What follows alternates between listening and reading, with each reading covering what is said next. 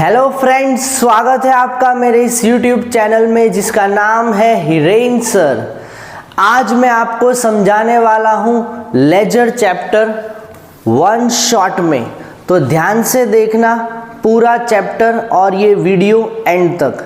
सबसे पहले हम ये जानते हैं कि लेजर होता क्या है। आपको पता ही होगा कि ट्रांजैक्शन सबसे पहले जिस बुक में रिकॉर्ड किए जाते हैं उसको कहते हैं जर्नल। फिर उन ट्रांजैक्शंस को ट्रांसफ़र किया जाता है, उस प्रोसेस को कहा जाता है पोस्टिंग। यही लिखा है मैंने, दे आर ट्रांसफर्ड यानी posted to the relevant account. Ledger एक ऐसी बुक है जिसमें सारे अकाउंट्स होते हैं। किसके बेसिस पे? जर्नल एंट्रीज के बेसिस पे। लेजर एक बुक है जिसमें अकाउंट्स होते हैं। मॉडर्न क्लासिफिकेशन आपको याद होगा, जर्नल एंट्री के चैप्टर में पढ़ाया था मैंने। एसेट्स का अकाउंट, लायबिलिटी, कैपिटल, रेवेन्यू और एक्सपेंसेस। लेजर को the most important book of account भी कहा जाता है। ऐसा क्यों? क्योंकि इसके बाद ट्रायल बैलेंस बनता है जो डिसाइड करता है arithmetical accuracy of the accounts. और ट्रायल बैलेंस के बाद the most important thing of accounts यानी फाइनल अकाउंट्स प्रिपेयर होता है, जिसमें trading and profit and loss account और लास्ट में एक स्टेटमेंट बनता है, उसको कहते हैं बैलेंस शीट। आगे हम देखते हैं फॉर्मेट ऑफ अ लेजर। भाई लेजर का फॉर्मेट कौन सा होता है? तो लेजर में सबसे पहले हेडिंग आपको डालना पड़ेगा कि ये अकाउंट किसका है, राम का है, श्याम का है, एक्सेट्रा। फिर आपको डेबिट साइड और क्रेडिट साइड दोनों तरफ 4-4 कॉलम बनानी है, जिसमें डेट, पर्टिकुलर्स, जेएफ।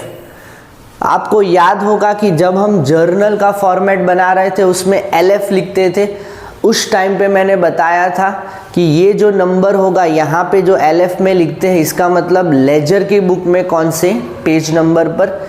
इसी तरह जेएफ का मतलब होता है जर्नल फोलियो, यानी ये जो पर्टिकुलर अकाउंट है राम का या श्याम का, इसकी जर्नल एंट्री जर्नल की बुक में कौन से पेज नंबर पर है ये हम लिखेंगे। लास्ट में हम अमाउंट लिखेंगे। क्रेडिट साइड भी same, date, particulars, JF, amount. Next हम देखते हैं जर्नल एंट्री। मान लो आपको दी गई है, उसके बेसिस पे हम लेजर कैसे बनाते हैं। ये रहा wages account debit to bank, तो हमें 2 अकाउंट बनाने हैं, एक वेजिस का, दूसरा बैंक का। तो वेजिस अकाउंट के डेबिट साइड पे हमें लिखना है टू बैंक अकाउंट। वापिस वेजिस अकाउंट सबसे पहले हम बनाएंगे। वेजिस अकाउंट जर्नल में कौन सी साइड पे है? डेबिट साइड पे। तो डेबिट साइड पे हमें लिखना है, नाम कौन सा लिखेंगे? जो जर्नल एंट्री में वेजिस के ऑपोजिट साइड है, यानी टू बैंक। अमाउंट हम 15,000 ही लिखेंगे, पर याद रखना वेजिस के सामने वाला अमाउंट लिखेंगे, क्योंकि आगे जाके कंपाउंड एंट्रीज में कई बार कंफ्यूजन हो सकता है कि अमाउंट कौन सा लिखे।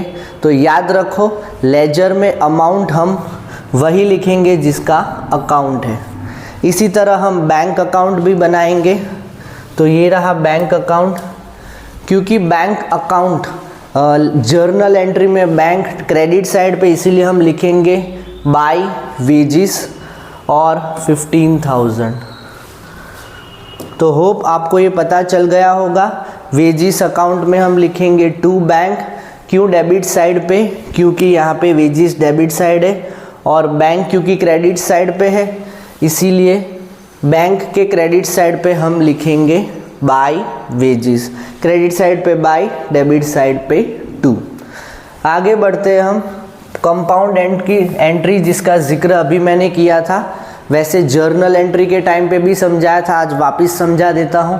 कंपाउंड एंट्री यानी वो एंट्री जिसमें एक से ज़्यादा यानी 2 भी हो सकते हैं या 2 से ज़्यादा भी हो सकते हैं डेबिट साइड पे अकाउंट, और क्रेडिट साइड पे भी 2 या 2 से ज़्यादा हो सकते हैं। कई बार ऐसा भी हो सकता है कि डेबिट साइड पे 1, क्रेडिट साइड पे 2, या क्रेडिट साइड पे 1, डेबिट साइड पे 2 अकाउंट। ऐसा ही एग्जाम्पल है ये, Ram account debit to bank to discount received. इसमें हमें 3 अकाउंट्स बनाने पड़ेंगे इस जर्नल एंट्री के बेस पे, राम, बैंक और डिस्काउंट। तो सबसे पहले बनाते हैं राम अकाउंट। तो राम क्योंकि डेबिट साइड पे जर्नल एंट्री के, इसीलिए ऑपोजिट साइड पे to bank to discount received. याद रखना इनका टोटल कितना होता है 10,000। आप देख सकते हो राम का टोटल भी 10,000 ही हो रहा है, क्योंकि राम डेबिट साइड पे इसीलिए डेबिट साइड पे लिखा टू बैंक टू डिस्काउंट। इसी तरह बैंक और डिस्काउंट रिसीव्ड क्रेडिट साइड पे जर्नल एंट्री में, इसीलिए हम क्रेडिट साइड पे ही लिखेंगे बाई राम, सॉरी यहाँ पे मैंने बाई राम 9,700 और बाई राम 300 एकदम सही लिखा है मैंने, क्योंकि देखो बैंक में ऑपोजिट साइड पे राम है और डिस्काउंट में भी ऑपोजिट साइड पे राम है।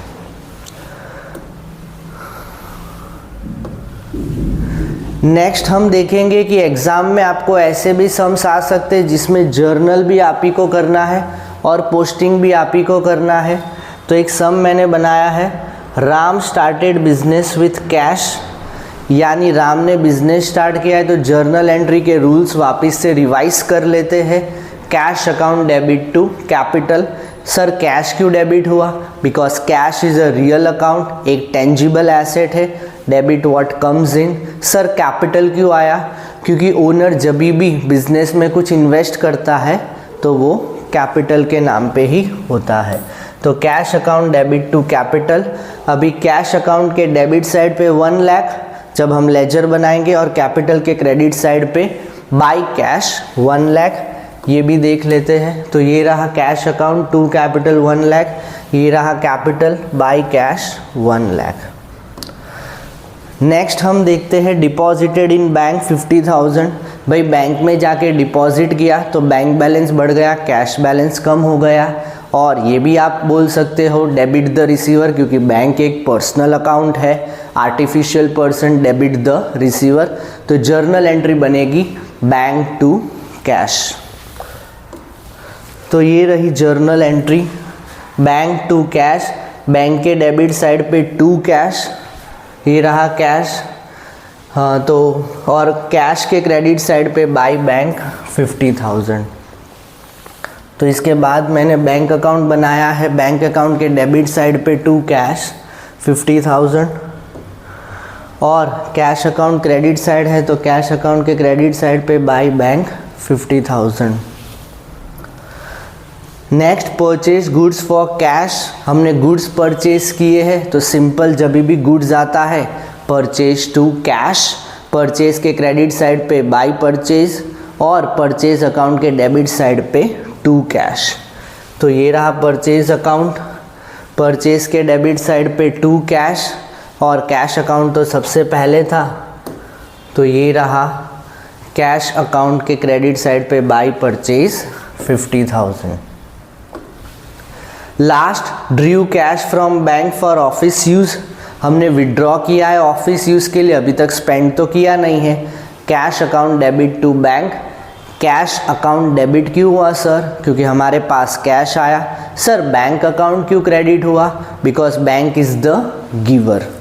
तो कैश अकाउंट के डेबिट साइड पे देख लेते हैं टू बैंक 10,000 और बैंक अकाउंट के क्रेडिट साइड पे देख लेते हैं बाई कैश 10,000।